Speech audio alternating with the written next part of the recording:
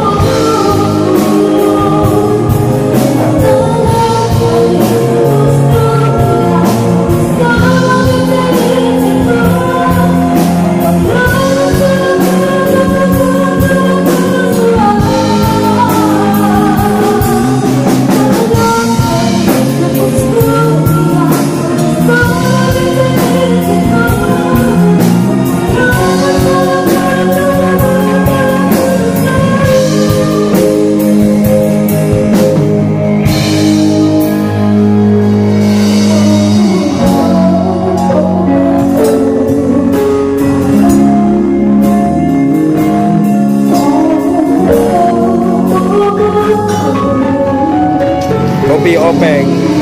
Cheers guys, cheers. Kopi openg. Dah siap dah? Dah okey dah? Dah. Okay, ya? Dah mesti masuk? Okey.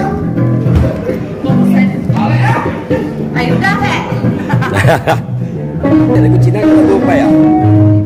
Lagu Kedasan Dusun. Ada di praktis Dusun Song. Dusun Song. Ya. Yang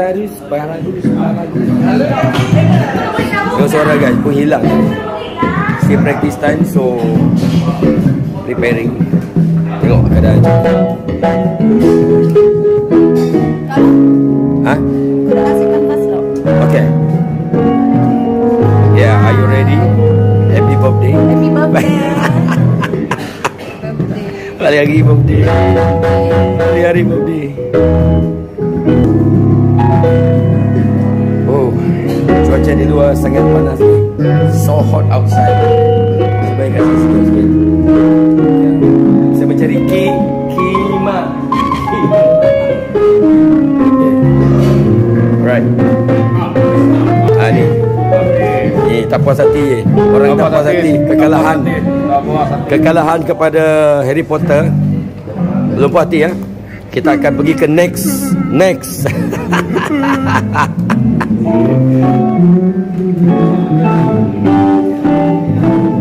Okay, dulu kah? Okay. Alright. So, next. Ada 4 singa. Singa pertama, kedua, ketiga, ada 4. Ya, 4 singa. Okay guys, jom sambung saja lagu Kadasan kan? Kadasan kah? Dusun. Lagu Dusun Durian. Ini yang practice time Culture City. So jangan lupa subscribe, like, comment and share. See you guys. Jom layan.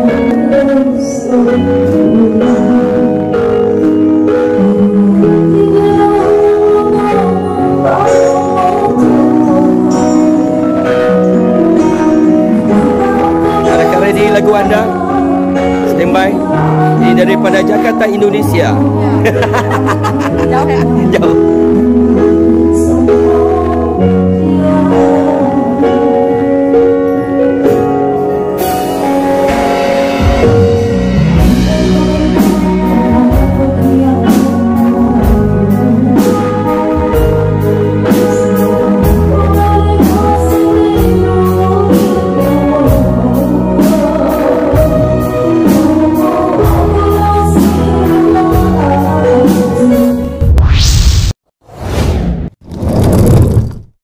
Okay, jangan lupa guys, subscribe, like, comment and share Akadai Vlog.